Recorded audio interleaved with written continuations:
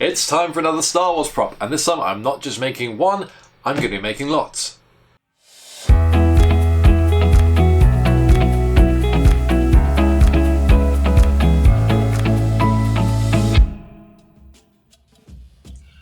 So, a friend of mine kindly bought me the concept art book for Solo: A Star Wars Story for my birthday a few months ago, and on perusing through it I came across a design for a Imperial Field Knife.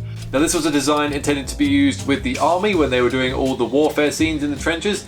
I don't think it ever made it into production and into the movie, but boy did it catch my attention. I thought the design was great. It's got that lovely grip which is reminiscent of the C96 Mauser that Han Solo later uses, and oh, I was just captivated by how it looked. Now there were a few designs there, but there was one that just really caught my eye, and I thought I must make this, and if I am going to make it, why not make it out of metal and make a few of them? So to start this project off, I jumped onto my computer and started designing, so let's take a look at what I did. Let's go. So we're at the computer and I've opened Illustrator. The first thing I did was take a picture of that knife from the book as square on as I could, and then pop it into the computer and drop it into Illustrator.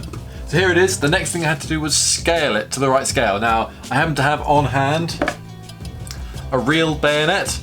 This is very similar to one next to it in the book, so I was actually able to use that to help me get a good scale for the handle. I just measured this and then popped the dimensions in here.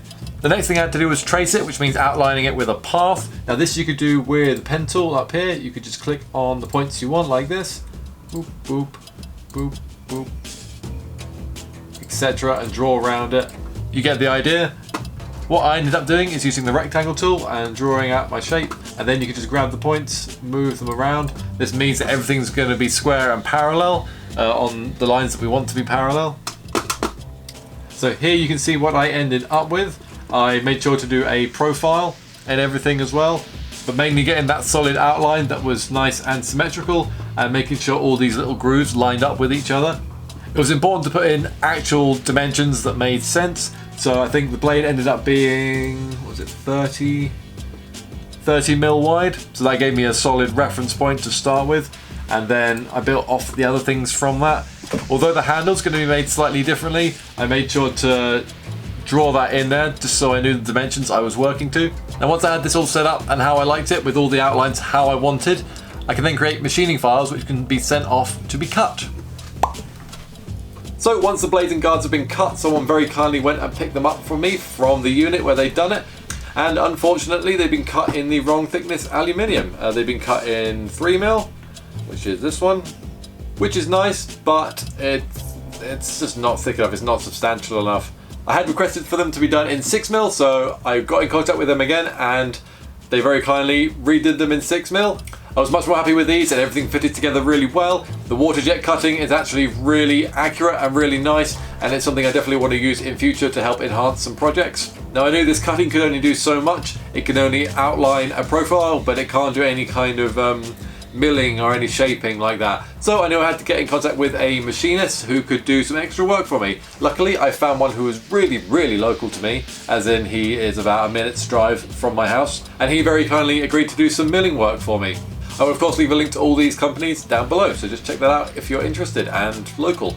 So I got in contact with him to get the grooves milled into the blades. I was hoping my CAD drawing was accurate enough to get a straight line between the 2 points that I'd done on the blade, and that everything would just line up and sit nicely. As it turns out, it did, and everything turned out great, and now I've got to the point where I've got the grooves milled into the blade. It's looking very snazzy. I've started trying to do some cleanup work on some of these just to experiment, but they are looking fantastic so far. Now for the handle, I did mock this up in the computer in 3D. It was a good practice for me. I just wanted to see how it might look in 3 dimensions. From this, of course, I could 3D print it and then finish it. As it turns out, my machinist also does lathe work, so I asked him what it might be to make a master out of metal instead. This he said he could do, and the price was really good, so that's where that is at the moment. He is currently refining the master for the handle, and then once that's done I can start molding and casting and cast the handles up in plastic. Now the only other real components to this are those Imperial cog discs. These are going to fit into the handle nice and snugly. I use my basic 3D modelling skills again to mock these up, and I actually had them printed with shape rays in brass. Now this will be an option for the kit that I'm doing, but I'm also going to use these ones as the masters to mould and cast. so there will be cold cast pieces in the kit as well. Did I talk about that yet? Yeah, this is going to be a kit. I'm going to be offering these as kits for you to buy. There is a limited number right now. If you want to follow the run on the RPF, check the link in the description below. That'll take you to the thread where I'm posting updates for the project. But that's about it. I've got you caught up where this project is at. Do subscribe if you want to see more videos like this one, and consider following me on Facebook, Twitter and Instagram. Buckethead Props, nice and simple. I hope to be doing more builds and runs of projects like this in future, so please stick around, and of course I will see you in the next one, and until then, take care. Bye bye.